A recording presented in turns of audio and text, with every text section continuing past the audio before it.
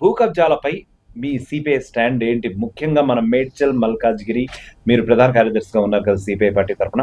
So ముఖ్యంగా ఇక్కడ జరుగుతున్నటువంటి భూ కబ్జాలపై ఇంకా వివిధ రకాలుగా వెల్లువెత్తుతున్నటువంటి ఆరోపణలపై మీ సిపిఐ స్టాండ్ ఏంటో ఒకసారి చెప్పే ప్రయత్నం చేయండి.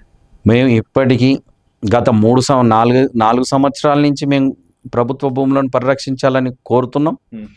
దాంట్లో భాగంగా ఒకసారి భూ పోరాటం చేసినాం, 2-3 సార్లు కలెక్టరేట్ దిగ్బంధనం చేసినాం, ప్రజాభవన్లో ఇచ్చినాం, హైడ్రా అధికారులకు ఇచ్చినాం.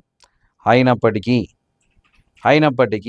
ఈ అధికారులు భూ కబ్జాదారులను పక్కకు తప్పించేటువంటి అంత ధైర్యం చేయలేదు. ప్రస్తుత కాంగ్రెస్ ప్రభుత్వం ఎన్నో రకాలైనటువంటి చర్యలు చేపడుతోంది అని చెప్పి కొన్ని ప్రశంసలు కూడా వినిపిస్తున్న పరిస్థితి అయితే ఉంది కదా. మరి హైడ్రా లాంటివి కొన్ని మెషినరీస్ అందుబాటులోకి వచ్చేసాయి ఇప్పుడు.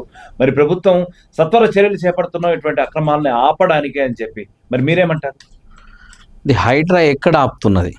ఓకే, ఎక్కడైతే కబ్జాలు కాలేవో చిన్నగా జరిగినాయో అక్కడ మాత్రమే ఆపుతున్నది. ఇప్పుడు ఉదాహరణకు పరికి చెరువుకు సంబంధించి ఇక్కడే మన పక్కనే పరికి చెరువు కొద్బులాపూర్ నియోజకవర్గం ఏం జరిగింది?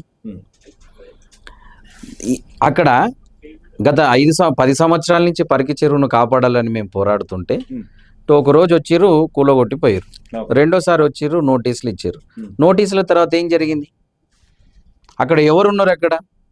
అక్కడ ఒక పెద్ద మనిషి ఉన్నాడు, బాలకృష్ణ అనేటువంటి వ్యక్తి ఉన్నాడు. అతని వెనకాల ఒక పెద్ద వ్యవస్థ ఉన్నది. గతం నుంచి జరిగింది, ఇప్పుడు కూడా అదే జరుగుతుంది.